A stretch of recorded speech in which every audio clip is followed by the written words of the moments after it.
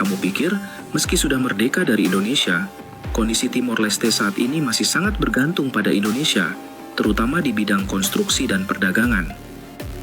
Banyak proyek infrastruktur besar seperti Bandara Oekus dan jembatan CPLP di Dili dibangun dengan kontraktor utama dari Indonesia, seperti PT Wijaya Karya, dan menggunakan sebagian besar material serta tenaga kerja asal Indonesia. 2 dekade lebih setelah dengan keras menuntut pemisahan dari Indonesia, Timor Leste kini dipaksa menelan pil pahit realitas. Kondisi ekonomi mereka jauh dari mimpi yang pernah dijanjikan. Masih segar diingatan bagaimana pada tahun 2007 para elit mereka dengan penuh percaya diri membual ingin menjadikan Timor Leste sebagai Dubai-nya Asia Tenggara. Hari ini, mimpi itu hancur tanpa sisa. Data Asian Development Bank ADB tahun 2023 justru menampar keras ambisi tersebut, mencatat tingkat kemiskinan ekstrim mencapai 29,7%. Sementara jumlah penduduk miskin secara keseluruhan hampir menyentuh angka 42%, salah satu yang terburuk di kawasan. Kondisi ini bukan hanya ironis, tetapi juga memprihatinkan. Negara yang dulu dijanjikan kemakmuran instan lewat kemerdekaan, kini justru memiliki fondasi ekonomi yang lebih rapuh dibanding beberapa negara yang pernah dilanda perang saudara. Dalam perdagangan, Indonesia tetap menjadi mitra utama.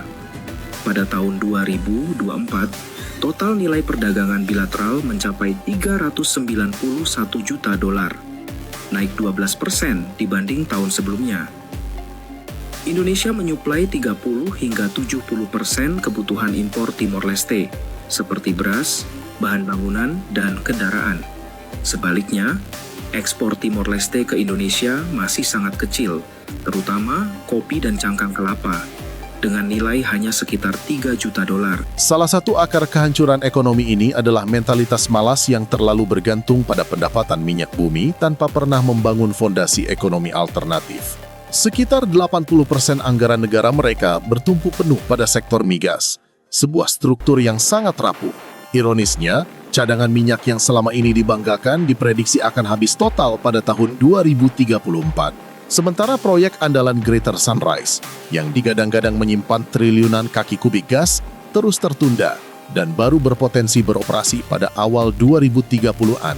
Tanpa diversifikasi ekonomi yang nyata, negara berpenduduk 1,4 juta jiwa ini tengah berjalan perlahan menuju jurang kebangkrutan nasional. Bayangkan jika sumur minyak mengering dan proyek gas tersebut gagal total, dari mana negara ini akan membiayai roda pemerintahannya? Selama ini mereka terlena oleh limpahan uang minyak dan lupa membangun sektor pertanian maupun industri. Akibatnya setiap kali harga energi global bergejolak, Timor Leste langsung jatuh sakit. Ini menjadi bukti nyata bahwa kemerdekaan mereka selama ini hanyalah semu karena tidak ditopang oleh kemandirian ekonomi yang solid. 2018, Timor Leste mencatat defisit perdagangan sekitar 787 juta dolar. Di tahun 2024, dengan impor mencapai 869 juta dolar dan ekspor hanya 81 juta dolar. Meski mereka berusaha diversifikasi lewat keanggotaan WTO dan portal perdagangan digital, tanpa peran Indonesia, kemajuan Timor Leste akan jauh lebih lambat. Indonesia bukan hanya penyedia proyek dan bahan, tapi juga jembatan penting ke pasar dan investasi global. Disinilah letak ketergantungan yang paling mencolok. Mereka lantang berteriak anti-Indonesia, namun listrik rumah mereka menyala, dan kendaraan mereka bergerak berkat bahan bakar dari Indonesia. Ketergantungan energi Timor Leste terhadap Indonesia bersifat mutlak. Pasokan BBM, aftur, hingga LPG untuk kebutuhan dapur rumah tangga di sana hampir 100% disuplai oleh Pertamina melalui anak usahanya. Ribuan kiloliter bahan bakar rutin dikirim dari Surabaya dan Kupang setiap bulan untuk menopang aktivitas di Dili. Jika saja Pertamina memilih bersikap keras dan menutup keran distribusi selama 1 minggu, Timor Leste bisa dipastikan akan lumpuh total gelap gulita, transportasi berhenti, dan aktivitas ekonomi mati. Ketergantungan itu tak hanya soal energi. Pembangunan jalan di sana pun bergantung pada aspal impor dari Indonesia karena mereka tidak memiliki kapasitas produksi sendiri. Artinya, setiap meter jalan yang dilalui dan setiap liter bensin yang dibakar selalu ada peran krusial Indonesia di dalamnya. Fakta ini kerap diabaikan oleh para politisi mereka yang gemar memprovokasi isu separatis di Papua. produk logistik dan BUMN Indonesia merajai Timur Leste. Timur Leste ternyata sampai saat ini masih belum bisa lepas dari Indonesia secara utuh. Meskipun menggunakan bahasa Portugis sebagai bahasa resmi dan mengadopsi dolar Amerika Serikat sebagai mata uangnya, namun nyatanya pemerintah Timor Leste masih tetap memilih Indonesia sebagai rekan perdagangannya dibandingkan Portugal atau Australia sekalipun. Nyatanya, 80% kebutuhan logistik negara tersebut dipenuhi oleh produsen-produsen Indonesia. Barang-barang itu mulai dari barang kebutuhan pokok seperti pasta gigi, deterjen, dan bahan-bahan makanan, susu, dan lainnya. Jika kita berkunjung ke sana, maka akan sangat mudah kita menjumpai produk Indonesia bertengger di etalase dan rak toko yang ada di Dili, ibu kota Timur Leste. Ketergantungan lainnya yang dilakukan oleh Timur Leste adalah pada bidang pendidikan dan konstruksi pembangunan. Nyatanya sampai saat ini, meskipun bahasa Portugis yang digunakan secara resmi, mereka merasa kurang sesuai dengan kondisi lingkungan Asia Tenggara dan Australia. Banyak masyarakat Timur Leste yang lebih memilih untuk melanjutkan pendidikan perguruan tingginya di Indonesia ketimbang di Australia. Ketergantungan ini bahkan merasuk ke urusan perut dan kebutuhan paling mendasar. Sekitar 80% kebutuhan logistik harian Timor Leste, dari beras, sabun mandi, hingga bahan bangunan merupakan barang impor dari Indonesia. Pasar-pasar di Dili akan kosong jika truk logistik dari perbatasan Atambua berhenti beroperasi.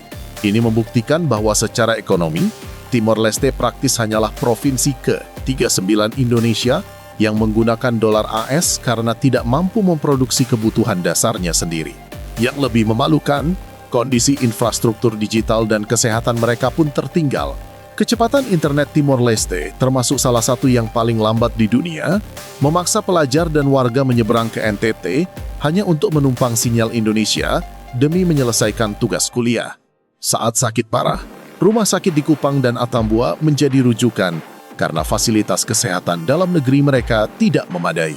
Sudah menumpang makan, menumpang sinyal, menumpang berobat, namun masih kerap bersikap sinis sebuah potret tetangga yang tak tahu diri. Kemudian pada bidang konstruksi pembangunan, banyak BUMN Indonesia yang mengerjakan proyek strategis di Timur Leste.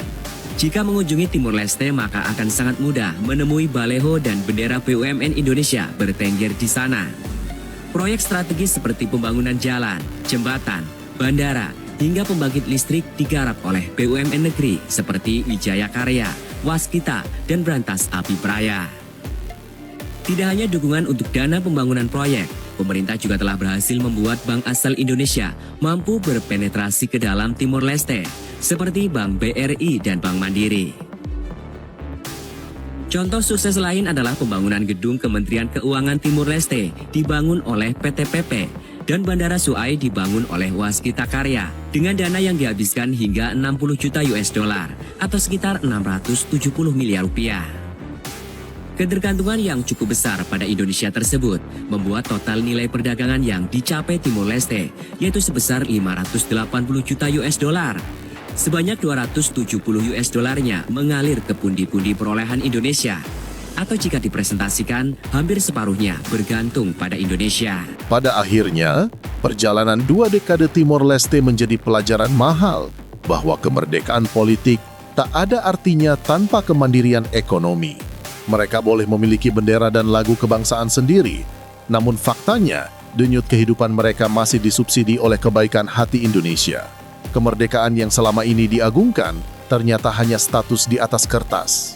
Realitanya, mereka masih menjadi benalu yang bergantung pada inang yang dulu mereka tinggalkan. Jadi, menurut kalian bagaimana? Apakah Indonesia harus terus bersikap lunak dan menyuplai kebutuhan mereka? Atau justru sesekali perlu bersikap tegas agar tetangga ini belajar mandiri dan menghormati Indonesia? Tulis pendapat paling pedas kalian di kolom komentar. Jangan lupa like video ini jika kalian bangga dengan kekuatan ekonomi Indonesia. Dan subscribe untuk fakta-fakta geopolitik menohok lainnya. Salam NKRI.